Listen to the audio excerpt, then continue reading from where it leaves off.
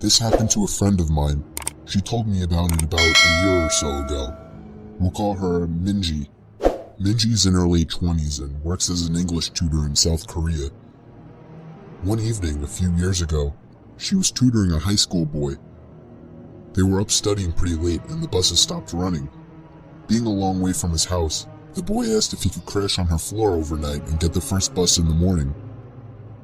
Minji was very reluctant because inviting a teenage male student to stay the night didn't sound like a great idea, but he was begging her and eventually she relented. They went back into her one-room apartment and she got into the bed while he laid a blanket out on the floor and they both fell asleep. A few hours later, at maybe 2 a.m., the boy wakes Minji up. "I'm really hungry," he says. "Let's go get some food." Minji opens her eyes and looks up at him in disbelief. "Food? Now? It's 2 a.m. Go back to bed." But the student insists. "No, I'm so hungry. Let's eat something now." She tells him that there's some ramen in the kitchen and he could fix himself some. This doesn't satisfy him. He doesn't want ramen. "There's a 24-hour place just down the road. Let's go there." Eventually, after several minutes of persuasion, the boy gets Minji to come with him to the restaurant. They leave the apartment and head out. As soon as they're on the street, the boy turns to Minji and says, "I'm not hungry. I woke up in the middle of the night and looked under your bed. There's a man sleeping there." They call the police and discover that a homeless man had been living in Minji's apartment, sleeping under the bed for 2 months. The boy only saw him because he was lying on the floor, so he had a clear view under the bed. I was driving a shortcut from 29 Palms, California to Albuquerque, New Mexico. 29 Palms is located in the desolate high desert east of LA. The shortcut was all 2-lane road through total nothingness, except for a passing through Amboy. Amboy is a nearly abandoned town nearly as far below sea level as Death Valley. So I was driving by myself in the afternoon and proceeded to drive up into the mountain range between Amboy and I-40. Once I reached the top, I'm driving north through a canyon with high grass on both sides of the road. Up ahead I see some stuff in the middle of the road. As I approach, I slow down to see a red Pontiac Fiero stopped sideways across both lanes. A suitcase open with clothes scattered everywhere and 2 bodies laying face down in the road, a man and a woman. I stop 100 feet or so away when the hair on the back of my neck is standing up. Being a Marine, I reach under the seat and pull out a 9mm pistol and chamber a round. Something seemed very wrong. It looked too perfect, as if it were staged. An ambush? Something was just wrong.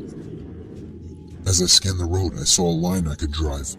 Past the guy in the road on his left, swerve to the right of the woman, behind the Fiero, and I'd be on the other side. I dropped it into first gear, punched it down, and drove the line I planned. I passed the back of the Fiero without hitting it, or either of the bodies in the road.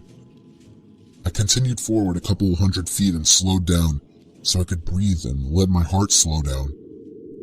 As I looked up into the rear-view mirror, I saw that the 2 bodies had gotten up to their knees, and 20 or so people emerged from the tall grass on either side of the road by the car and bodies. At that moment, my right foot smashed the gas pedal to the floor and did not let up until I had to slow down for the I-40 East on-ramp.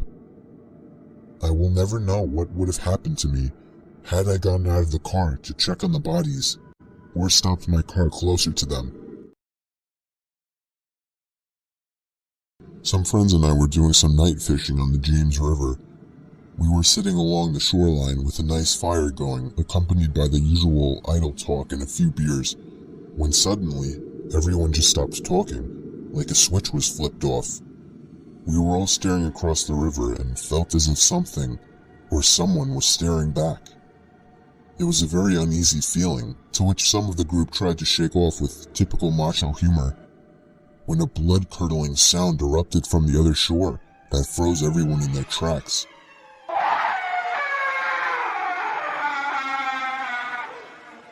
The sound was unlike any other that I had ever heard, and it made every hair on my body vibrate and tingle.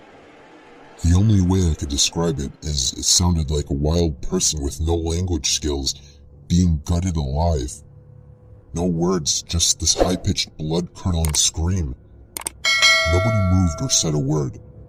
We all just sat there fixed in our stare, when just as suddenly, a second scream was let loose with even more force than the first.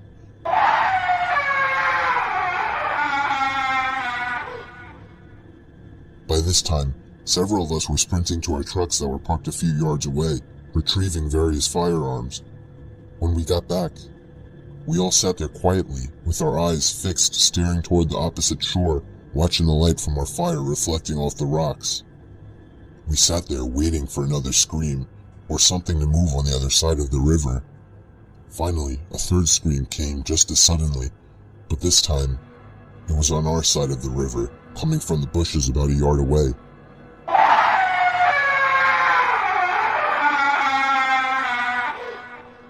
We all hightailed out of there, leaving most of our stuff behind. When we got to our trucks, we heard the scream one more time, just beyond the tree line. We all floored it the hell away from there, and never found out what was making the sounds. It was a Friday night, and my friend was picking me up in his car from my house. I was in a hurry since we were running late for the hockey game in the city. The whole car ride there, we were having such a good time that I hadn't even noticed that I didn't have my phone. I searched the car seat, the floor, but it wasn't in the car. I was sure that I had just forgotten it. During the hockey game, I couldn't stop worrying that maybe I had dropped my phone somewhere, so I borrowed my friend's phone and ran to the bathroom. I dialed my number and hoped someone at my house would pick up. It took 3 rings before somebody picked up, but they remained silent on the other end. I yelled into the phone that I was just checking if I'd left my phone at home. They didn't answer. I assumed it was my little brother just messing with me, so I hung up.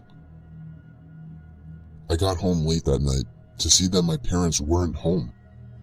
I got inside my house and called them to see where they were.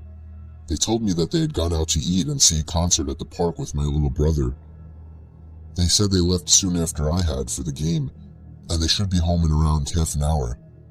So I hung up and proceeded to look for my cell phone.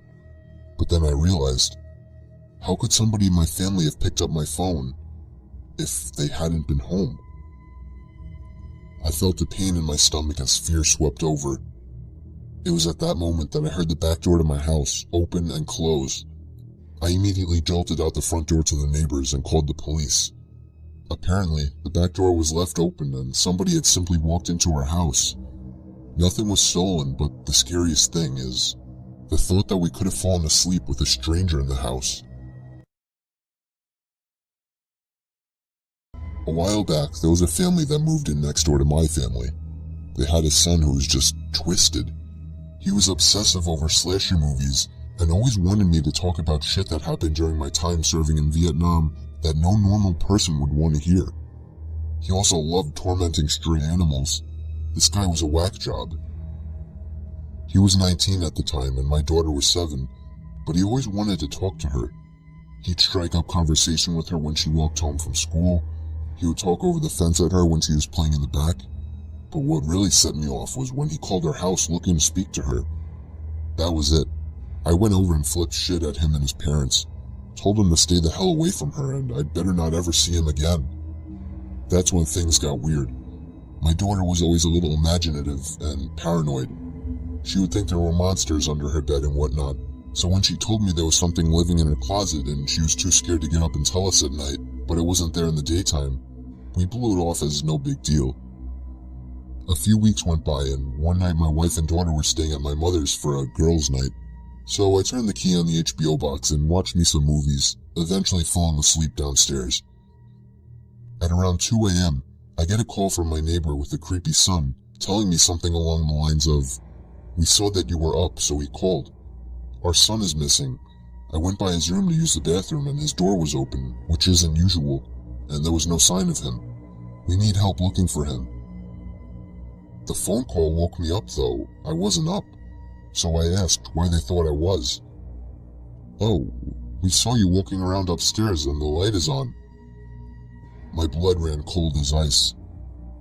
I'd been passed out on the couch, and I know no one turned any lights on. I hung up on them, ran outside to my truck to grab my shotgun, but noticed the sheriff pulling up to my neighbor's house by this point. I booked it over and told him there was someone in my house, and now I could see the lights in my daughter's room were on, and there was a silhouette pacing back and forth. When the deputies went in, they found the neighbor boy there waiting in my daughter's room with a nice little setup in her closet.